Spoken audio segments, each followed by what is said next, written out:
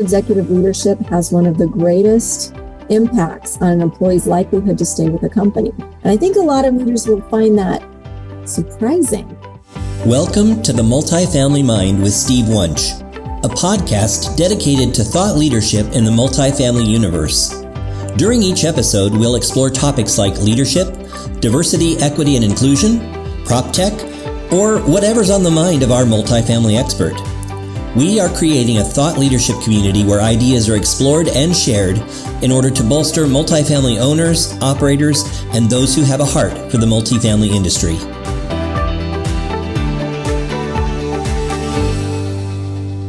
Hello, everyone. Welcome back to this episode of The Multifamily Mind. I'm your host, Steve Wunch. Excited to have with me today Jen Piccotti. Jen is interested in helping leaders, employees, and customers understand each other better by discovering the story their data tells. As the president of Swift Bunny, she strives to help organizational leaders connect the dots between data, performance, and progress. She enjoys sharing her unique and actionable insights on the latest trends in employee engagement, customer satisfaction, and operational excellence.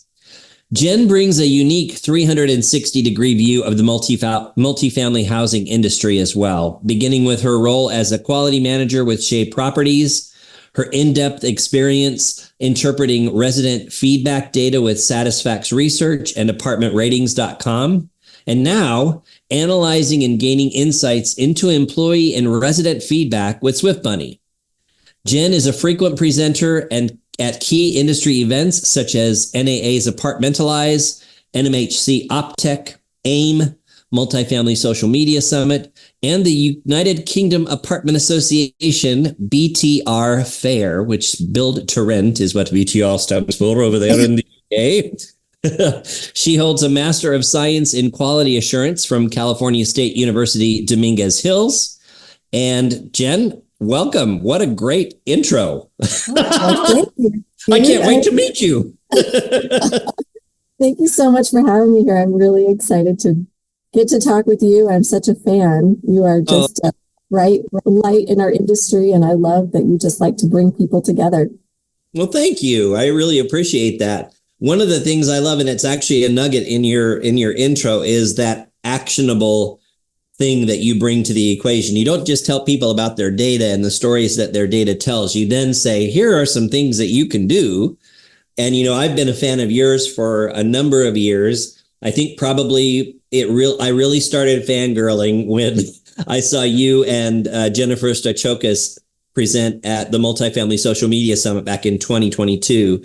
And you guys were talking about LinkedIn and how to use it as a way to engage potential employees based on how well you represent your culture and your company. So I can't wait to talk. We've got so much to talk about. There's so much to talk about.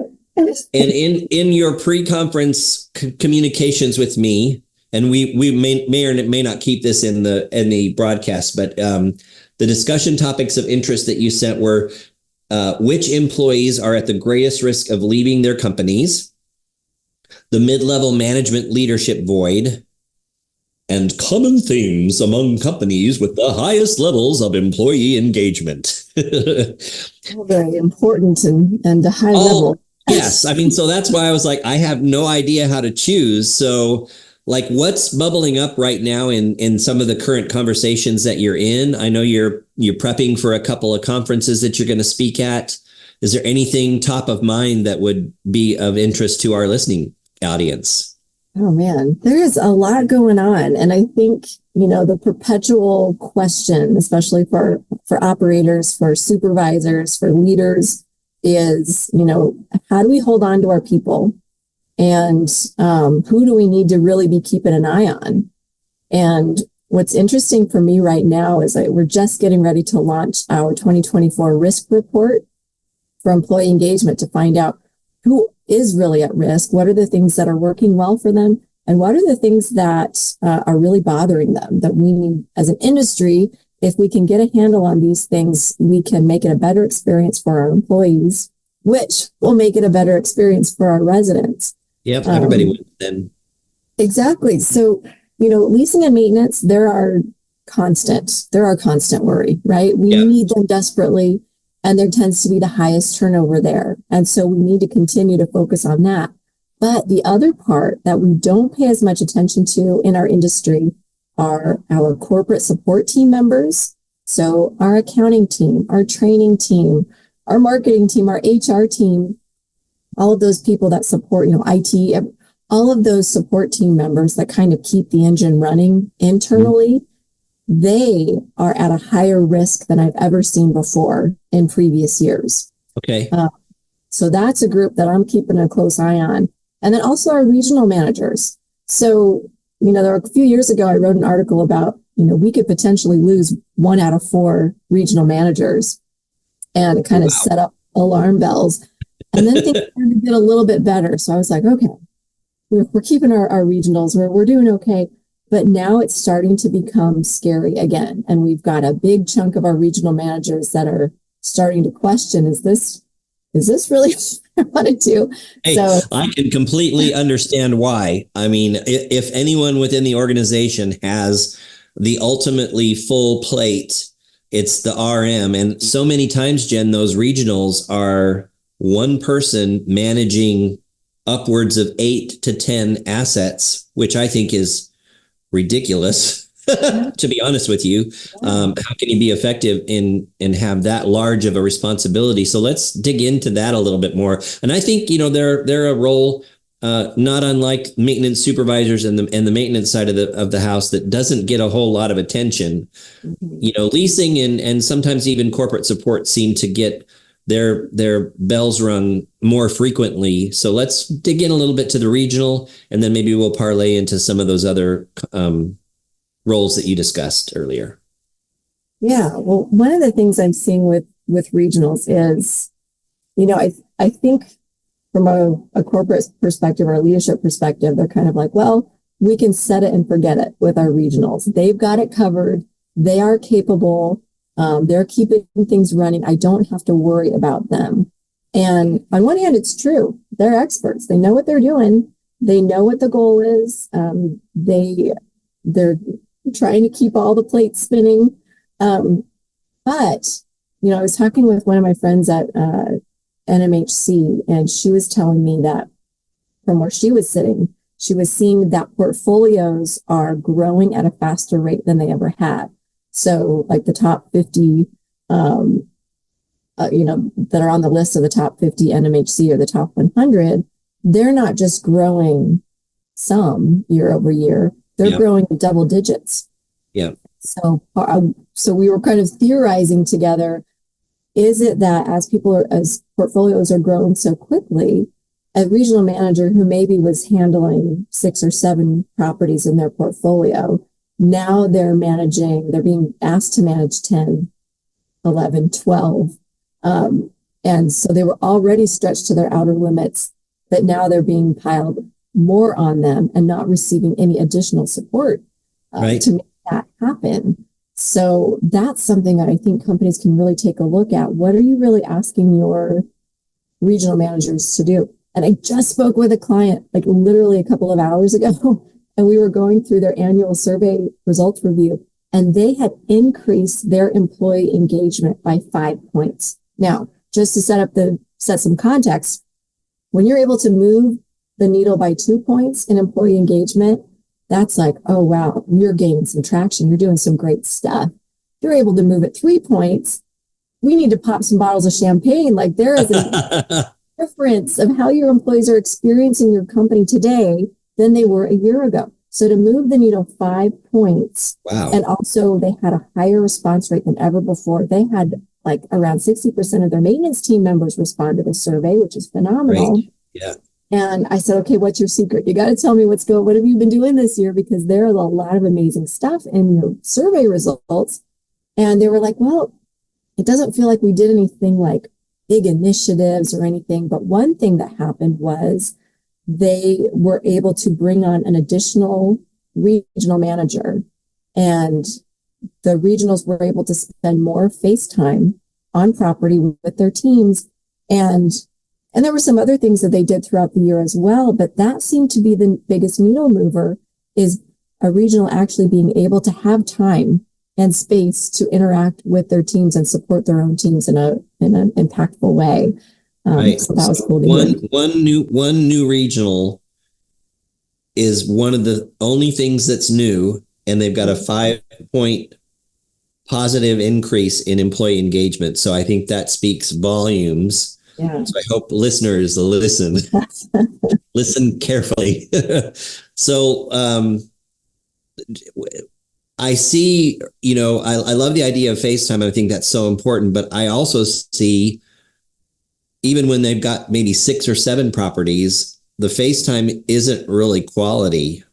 It's just kind of almost like out of duty. I stop at every property every month or every week or however that looks for a regional. Any insights into how they're able to make those site visits more impactful and effective in limited time that they have available? Yeah, I think one of the most impactful things I've seen this year are the leaders, whatever level you're at, whatever people leader level you're at, really taking the time to schedule one-on-one time with each of your direct reports. Yep. And maybe it's not every week, maybe it's every other week, but having that dedicated time where you know it's coming, I know it's coming, we can kind of get our notes together, anything that you have that's been on your mind or you've been worried about, you know that you have this protected time with me coming up on a regular basis, and we can tackle those things. Love it. And I think that's been a real theme for companies that have seen great success this year. Are one of the things they've implemented are really focusing on those one-on-one meetings between supervisor and direct report. And I found this to be true even with my team as I'm taking on new responsibilities and I have more direct reports. Having that protected time on a weekly basis, it's not only having that positive face-to-face time where I get to see how you're doing and I get to hear about you and tell me about your latest trip to London and, a cool conversation, but also you can tell me, hey, this is what I achieved last week. This is what I'm focusing on this week. And this would really help me if you could either clear the path in this way or answer this question or get this resource for me. So we can have that personal connection, but we can be more efficient with our time because you've got my total focus and attention for this amount of time, and I can help solve problems with you or for you in that time, and help you feel seen, help you feel heard, help you feel supported. And I think that that's a really, really valuable tool for any supervisor at any level, to keep, because when you have limited time and limited resources, if you at least know, I know I've got this one protected time period on a regular cadence, that really helps keep the lines of communication open. Yeah. So you hit on 2 really important things, quality time. Gary Gregory was on one of our earlier episodes, and he talks about the 5 languages of appreciation in the workplace. And quality time is one of the top 2. Quality time and words of affirmation are probably the top 2 most common appreciation languages at work. And then that cadence of accountability, that regular cadence, that it happens regularly, we can expect it. So those that are listening, again, Jen is always full of actionable things that you can actually plug in right away. So if you're a leader of teams, make sure that you're going to start plugging in some quality time for your peeps. It doesn't have to be an hour. It doesn't have to be a half an hour, even if it's 15 minutes regularly. I do it with my network. There's several people within my network that I meet with every week, and it's just to touch base and to see how we can support one another. But that's a really key element. And I love that you brought that to the conversation. So let's parlay a little bit into the corporate support side, because the regional manager is part of that corporate support team. But so oftentimes, Jen, I see that the corporate support team, like it's a team of one, like we've got, 2 accountants and we have 1 training person and we have 1 marketing person. Are you seeing and hearing anything in terms of the level of support that's available at the corporate level? and how we can help those folks to be more seen, heard, appreciated, engaged in what they're doing. Because I remember working at several different organizations where it was a team of one that was expected to deliver some pretty big deliverables in terms of the amount of time and resources that I would have had available to myself. So what are you seeing and hearing in that regard? Yeah, I think you touch on something really important, because when we do say, oh, the accounting team, the IT team, the training team, it might just be, that's me. Sometimes there is an I in team. Right, exactly. I, me only. That's right. So one thing that's really caught my attention with this group of employees is when we ask the question, do you feel that you get enough clear communication from executive leadership? And corporate support teams have some of the lowest agreement scores in that area, which is kind of mind blowing, because you think, as far as proximity, oftentimes the support teams are in closest proximity to executive leadership. So you would think that they would hear more about what's going on, where are we going, what's the plan. And yet we're finding that their perception is, I feel completely out of the loop. I don't know what's going on. I don't know where we're going. And that can be twofold. One part of it can be, I have so much on my plate, I can't pay attention to what may be being communicated. But the other part is, I might feel that I'm not being invited into the conversation on a regular basis. I don't have access to that executive leadership. Therefore, I don't know what's going on. And there might not be if I'm an accounting person, team of one, where am I going to get my information from? I might not have a CFO necessarily that's funneling information to me. So this is a real area of opportunity. I talk about communication a lot, and this is one of the focal points for our risk report that's coming out in a few days. Is communication is a huge opportunity. It always has been for our industry. Right. It's always going to be one of those things. Yeah. But there's the macro level and the micro level. We've got the micro level. We talked about the one-to-one meetings, but there's the macro level of, is executive leadership on a regular basis, a regular cadence? Are they inviting everyone to the table? We've got Zoom, we've got Teams. We have really tried and true effective ways of getting everyone together at the same time.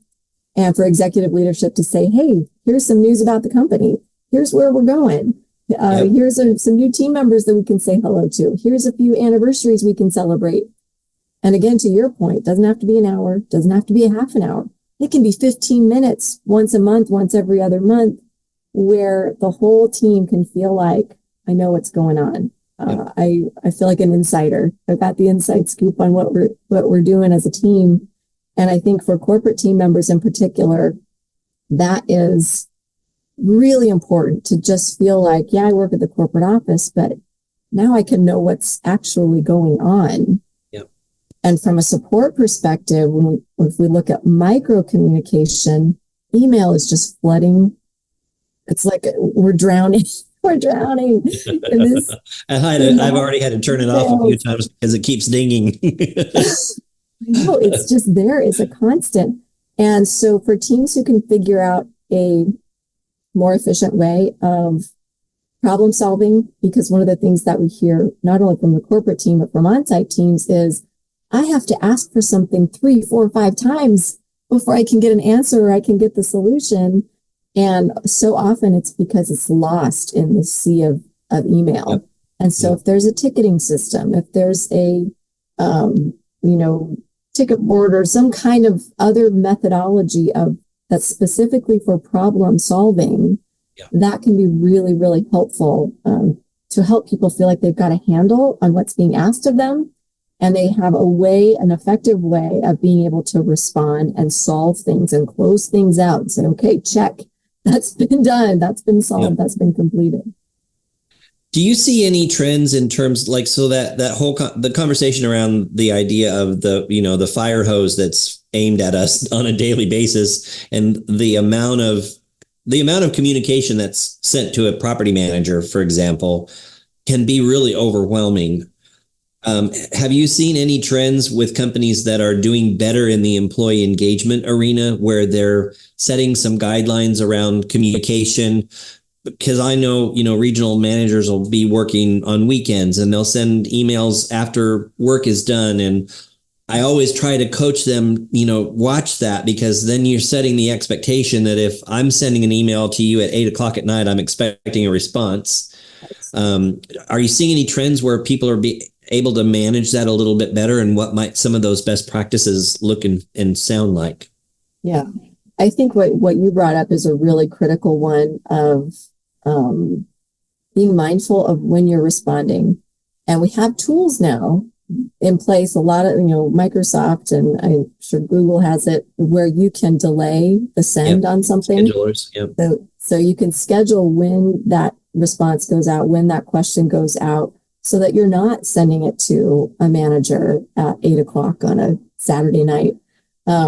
Because you're right, they'll turn around and be like, oh, I better be responsive. We have to give people their time and space to recover and rest and rejuvenate and be able to devote to things that are important to them personally, whether it's family, whether it's their dog, whether it's a hobby, whatever it is, they need that time. Yeah. And so if we can be mindful of when we are sending communication and scheduling it to show up in their inbox at an appropriate time during work hours, that is one thing. I know a lot of companies are implementing Teams and some like Planner. That's one thing where it's kind of a project management tool. So if there's a process of things that need to happen on a regular schedule, things that have to be ticked off, the list once a month or, once a week, using some of those tools so that the appropriate people have visibility into that checklist or into that plan or that project. Everyone knows that what they're accountable for, and they can go in and say, yes, that part of it is done. That part has been completed. I have a question on this step, who can give me information? But if you can manage your tasks and projects in a more organized way and use some of the tools that are out there, and that's where, having the network of people that we have in our industry, we are a very generous industry. Yeah. And if you have friends in another organization or vendors that you have close relationships with, ask them, what tool do you use? Why do you like it? Because there's a variety of them out there. And they're intended for efficiency, but choose one. I've seen companies that have like Planner and Asana and Teams, and it's like, oh, I have 50 things to check every day. But decide on the one that's going to be, actually, my team is having a meeting next week. We're introducing a project management tool that we're all going to be expected to use together so that we're all on the same platform. Yep. And it's going to take some time to get used to it, but the end goal is efficiency. And I think a lot of companies need to take that time and say, how are we managing our requests, and setting that expectation so that we don't just drown in this sea of email and that frustration of like, oh my gosh, I've emailed you 5 times and I still don't have the answer. And the other person is like, okay, those 5 messages are somewhere in the 500 that I received this week. Even if I mark it as unread, it's still way down the chain. Yes, exactly. Yeah. I was listening to Kevin Owens. He was at RPM, and he's now, I think he's doing his own thing, consulting, and he was talking about communication and transparency and, like walking the talk, and how that all lends itself to building trust in your team. And I think sometimes what hits people in terms of engagement is, and a lot of the questions that you guys ask are, like, how do you feel about your supervisor? And, are you getting the kind of time and feedback that you feel you deserve? And, it comes from that relationship that you're building. So let's talk just a little bit about some of the things that you might be seeing from a leader level that successful companies are doing. And I call out Jennifer Steichakis all the time just because she's like one of my favorites. And what she does is very visible, not only to those of us that are following her, but especially to the people that are within her organization. And she does some things, and I know that you guys have partnered together a few times. Let's give some tips and tricks to the leaders that are listening on how, we've talked about, managing your time, making sure there's a regular cadence of accountability and some one-on-ones with all team members, not just the manager, but even the groundskeeper and the housekeeper and the leasing people. Everybody needs to have that FaceTime with the leadership. But what besides, rules around when you can send messages and scheduling things to hit during office hours, what are some other things that you're seeing that are trends that successful leaders are doing that some of our listeners could take and easily replicate? Yeah. Yeah, I think there's two sides of leadership that we have to think about. There's the people side and being visible. And that's not easy for every leader. There are a lot of leaders that, the two sides I think about are the people side and the operational side. And a strong leader focuses on both of those aspects of leadership. And there are some leaders that are very uncomfortable with the people side. They just want to get into the operations. They want to make sure things are being done efficiently and consistently. And that is important. But it is equally as important for people to feel that you are accessible and that they know who you are and that they hear your voice and that they understand your personality, because that's what people connect to. Respect for executive leadership has one of the greatest impacts on an employee's likelihood to stay with a company. And I think a lot of leaders will find that surprising, because when we think about employees, they're like, well, if their supervisor, if they don't get along with their supervisor or they don't like the people that they work with, they're out of there. And while that may be true, the other part of that equation, what supplements that, is their connection with leadership. So if I respect the leadership, I see them, I know their voice. I see, even if I'm only seeing them on a town hall meeting every other month, if things start to go sideways at my property or in my department, I'm much more likely to hang in there a little bit longer because I trust leadership and I feel like, they're going to right this ship. They're going to get us back in line. They're going to get things back in order. But if I don't have that relationship, I don't have respect for executive leadership, and things go sideways at my property or in my department, I'm out of here. I have no hope. I have no trust that anyone's going to do anything about it or care about it.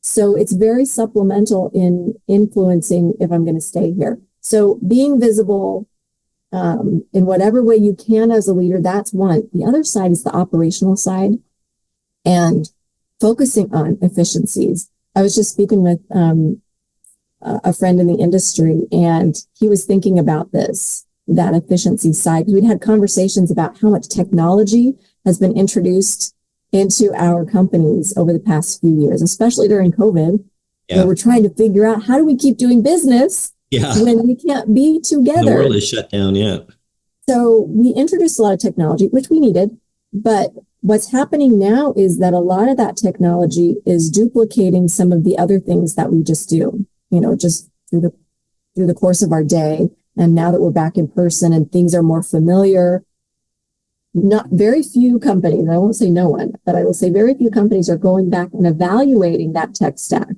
and saying, okay, we implemented these things for these reasons. Are those things that we implemented still doing what we expected them to do or not? And are we duplicating efforts? And if so, what can we do to take things off the plate? I shouldn't be doing something twice in two different places. And and some of the tech that we implemented was for a specific need, and is the need the same now? No, not necessarily, Right. Yeah. And so just evaluating those things. So this friend of mine, he's going back in and they're going through an audit right now. What does every piece of technology do? What is it intended to do? Is it actually doing that? Does it really do what it says it will? Yeah. And is there other technology that's doing the same thing that we can just utilize better and we can get rid of something else? So that's one thing he's doing. Another thing he's doing is looking at how many projects are we rolling out this year? How many initiatives do we have in play for 2024? And he got back to me and said, so far we've identified 48 separate projects within our organization. And then he had them evaluate, how confident do you feel that we're going to achieve these projects? And there were 50% where people were like, no, I have no confidence that we're going to. And he's like, well, then why are we doing them? If we have no confidence and we have, 20 plus more that, we have higher level of confidence that we think we can do, why are we wasting time? So I think those are exercises that companies can do of choosing something, whether it's evaluating your tech stack or evaluating the number of projects you're asking your team to do, or you're evaluating reports, the number of reports that your teams are being asked to do, and looking at, why are we running this report? And why are 5 different people running the same report? And are we making any decisions based on that report? If you can do some kind of those evaluations from an operational perspective, just streamline what you're doing. Yeah. That is going to have a huge impact on your team and their day-to-day. Yeah. Well, and automating things too. Like, I'm sure reports can be automated and delivered on certain days of the week at certain times of the day, so that they're not coming to you at 8:00 on a Saturday night. Yep. I think that's great advice. And, not just looking at your tech stack, but looking at your entire operational stack of how you're doing things, and then looking at what you're doing and why you're doing it. Great advice. 48 projects in 1 year.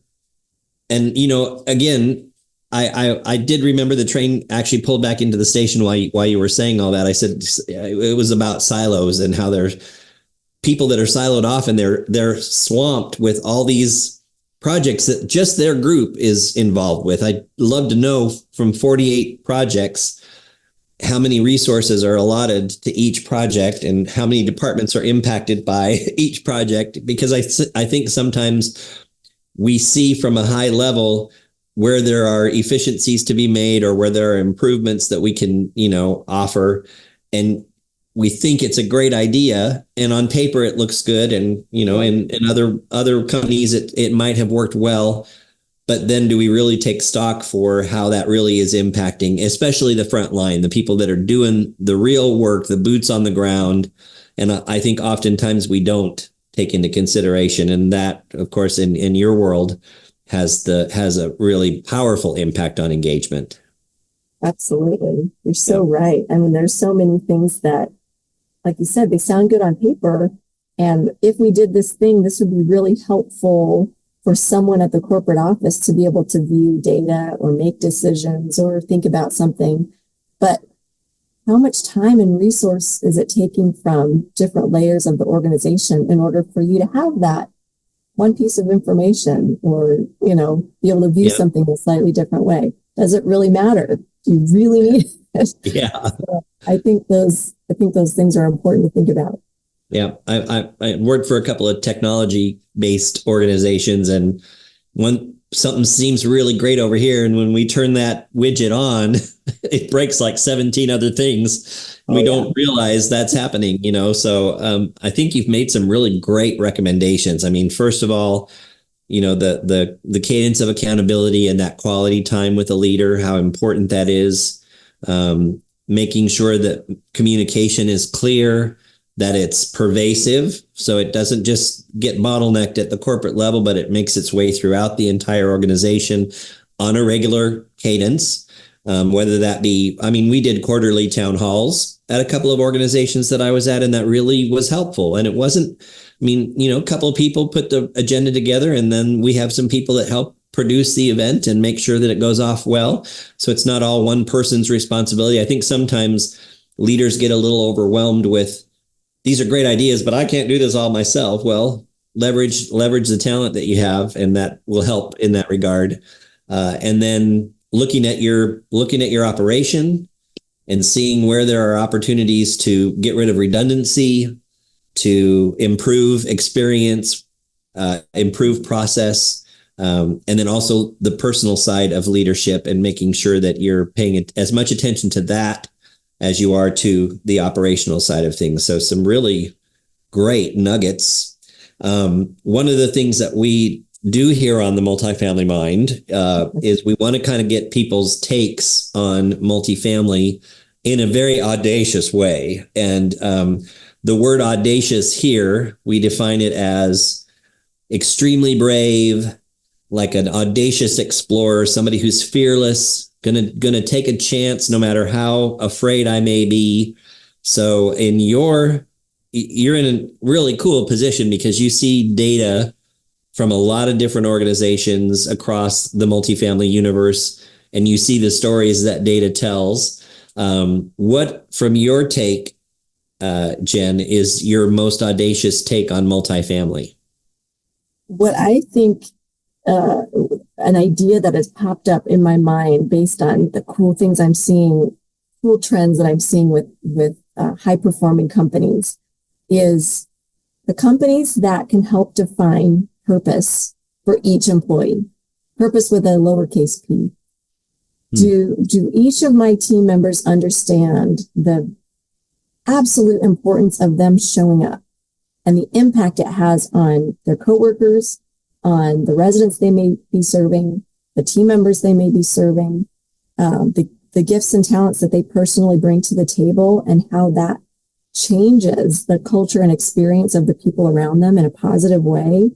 Do I understand that when I show up every day, I make life a little bit better for my team members, my department or my property as a whole, and it helps us be able to achieve the goals that the company has? Can I connect all of those dots to what I'm doing every day?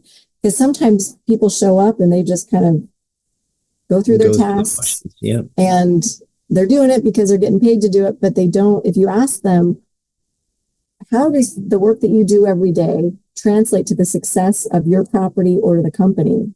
And there's some that are just like, I don't know. I have no idea.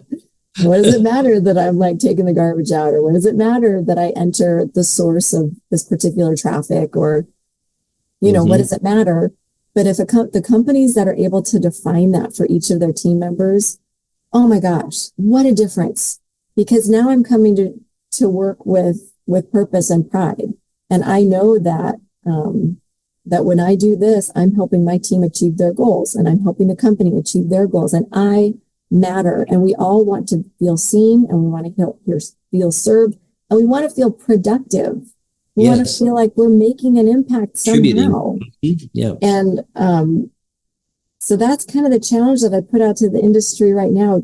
Can you help define the purpose with a lowercase p, not the big existential, why am I here, kind of, but what is your purpose within this team, and why does it matter that it's you and not somebody else? Right. You make because your purpose is different than somebody else's purpose. Yeah. And you may have the same goal. Yeah. How you go about it is different and unique and awesome. And so helping define that for each team member, I think it would be pretty mind-blowing and pretty amazing if we can do that for each one of our team members. And how much ease would that put on like the whole annual review, mid-year review conversation? Because now I know my purpose. I know why I am here. I know how what I do impacts our success, and how when I don't execute my job well, how it doesn't impact success. And I may have the same role as somebody else, but I go about doing my job differently than they do. I think that's amazing. Like purposeful leadership. That there's a book in there for you to write, Jen. Something. Seriously, no, I mean, it's really cool. And to say the little p, because the purpose, that's your life purpose, or your purpose-driven life. I think there's even a book called that. But for people to be able to articulate, I think that would be a great challenge for every company listening today, is to make sure that everybody on your team can articulate. Like, we have to give an elevator speech about our product, as a salesperson, 30 seconds to tell people what we do, why we do it, and how we do it. And how great would it be if everybody within your organization could rattle off their purpose, why they're here, why they do what they do, how it impacts our success, and how I have a positive influence on the rest of my team. I think that would be fabulous. That would be awesome. We each need our own elevator pitch. Yeah. I love it. Yeah. Let's see a trend. Come on, folks. There we go. Jump on the train. Right. Well, this has been a great discussion, Jen.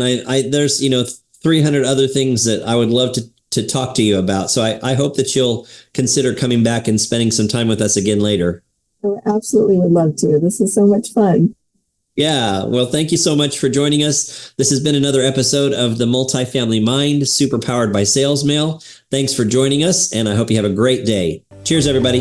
Thank you for joining us on this episode of the Multifamily Mind podcast, brought to you by Sales Mail, the easiest way to send personalized video via email, text, and CRM. To learn more, go to salesmail.com.